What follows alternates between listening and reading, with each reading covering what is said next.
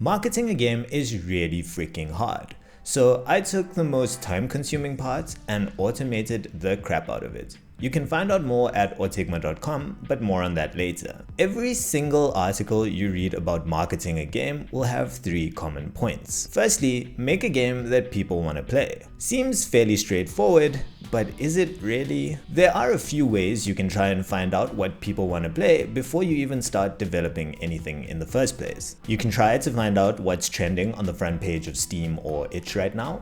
You can look at Twitch to find out what the most popular games that are being played are right now. You can even look at revenue statistics of the various categories of games there are out there. This, my friends, is called market research, and it is a vital part of game development. So you head off with an idea for a popular type of game and create a stunning 5-minute prototype showcasing your art style, hook, and core mechanic of your game. But nobody knows who you are, so you have no way of telling people about this awesome prototype of yours.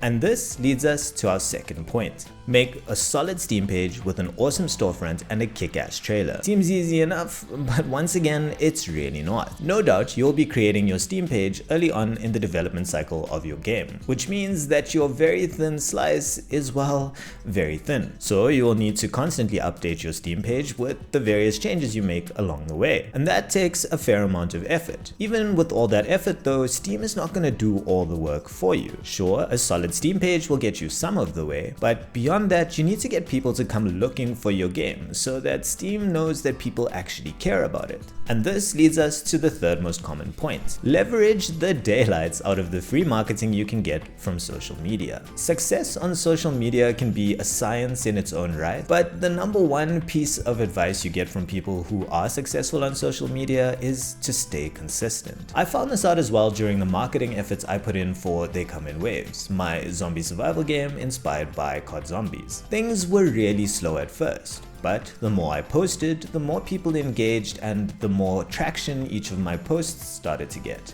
This inevitably ended up in me getting more and more wish lists. This did, however, come at a pretty significant cost of my time. The general cycle would be that I would record some gameplay footage, then re-watch the gameplay footage in my editing software before cutting out the bits I found interesting and then posting them on all of my social media sites. I would try to do this every single day, and it took up a huge chunk of my time that I would much rather have spent on developing my game. I mean, I found this time-consuming as a full-time game developer, so as somebody doing it part-time, I can't even imagine how you would stay consistent at this. And this is when I figured I can surely make this easier on myself and hopefully on the other indie devs out there. So with the help of a friend, we started building a tool that lets me upload some gameplay footage. I can then carry on working on my game, whilst the tool figures out what the most interesting parts of the gameplay video are, splits them out into shorter clips, and generates me some interesting captions and hashtags. When it's done doing all of that, it will send me an email to let me know that my schedule is ready.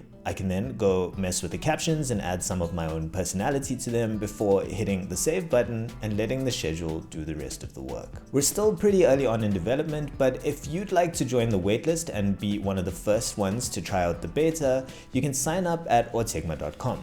We have loads of ideas around how we can lessen the marketing burden on solo indie devs with little budget. We'd also love to hear about your ideas in the comments down below, so please do leave us some feedback. Thanks so much for watching, and I'll catch you on the next one.